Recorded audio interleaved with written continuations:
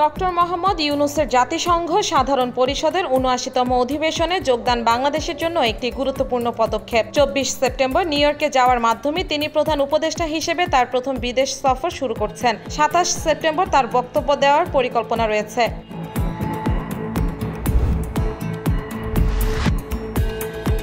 New ইয়র্কে জাতিসংঘের সাধারণ অধিবেশনে প্রধান উপদেষ্টা ডক্টর মোহাম্মদ ইউনূসের সঙ্গে ভারতের প্রধানমন্ত্রী নরেন্দ্র মোদীর বৈঠকের বিষয়টি এখনো চূড়ান্ত হয়নি। ভারতের পররাষ্ট্র সচিব বিক্রম মিস্ত্রি বলেছেন, অনেক রাষ্ট্রপ্রধানের সঙ্গে দ্বিপক্ষীয় বৈঠকের সম্ভাবনা নিয়ে আলোচনা চলছে। কার কার সঙ্গে বৈঠক হবে তা চূড়ান্ত হলেই বলা যাবে। বৈষম্য বিরোধী আন্দোলনের সময় গণহত্যার সঙ্গে জড়িত থাকার অভিযোগে আন্তর্জাতিক অপরাধ ট্রাইব্যুনালে বিচারের মুখোমুখি করতে সাবেক প্রধানমন্ত্রী শেখ হাসিনাকে অচিরেই ভারত থেকে ফেরত চাওয়া হবে বলে জানিয়েছেন অন্তর্বর্তীকালীন সরকারের আইন উপদেষ্টা ডক্টর আসিফ নজরুল। তিনি সাবেক প্রধানমন্ত্রী হন আর যাই হন, ওনার প্রত্যর্পণ আমরা চাইতে পারি বলেন তিনি।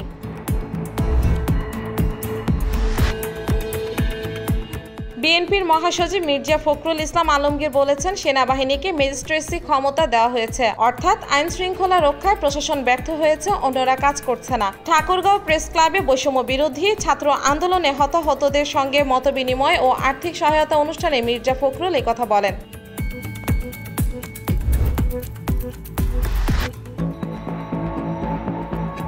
ঢাকা বিশ্ববিদ্যালয় ও জাহাঙ্গীরনগর বিশ্ববিদ্যালয়ে পিটিয়ে দুজনকে হত্যা করার ঘটনা ঘটে। নিহত দুজনের মধ্যে একজন ছাত্রলীগের সাবেক নেতা এবং অন্যজন মানসিক ভারসাম্যহীন।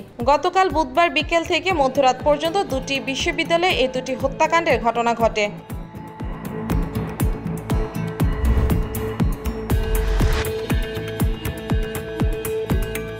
জিওপি স্ট্র্যাটেজিস্টরা মনে করেন, রিপাবলিকানরা একের পর এক বিদ্বেষমূলক বক্তব্য দিয়ে দেশের নারী ভোটারদের আস্থা হারাচ্ছেন। নভেম্বরের নির্বাচনে গর্ভপাত একটি গুরুত্বপূর্ণ বিষয়। এদিকে নারী বিদ্বেষী মন্তব্যে লাল শিবির একক সংখ্যাগরিষ্ঠ ভোটারদের দূরে ঠেলে দিচ্ছে।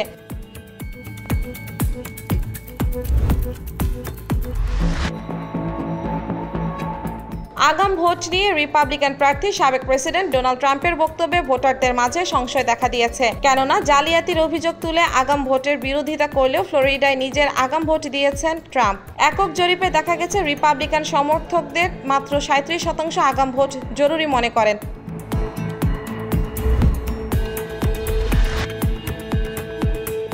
সাধারণ পরিষদের রেজুলেশনে দেশগুলিকে ইসরায়েলে দখলকৃত অঞ্চল থেকে উৎপাদিত যে কোনো পণ্যের আমদানি বন্ধ করার আহ্বান জানানো হয়। পাশাপাশি দেশটির কাছে অস্ত্র, গোলাবারুদ কিংবা এই সম্পর্কিত সরঞ্জাম না পাঠানোর কথা বলা হয়েছে, কেননা সেগুলো দখলকৃত ফিলিস্তিন অঞ্চলে ব্যবহার করা হতে পারে বলে সন্দেহ করা হচ্ছে।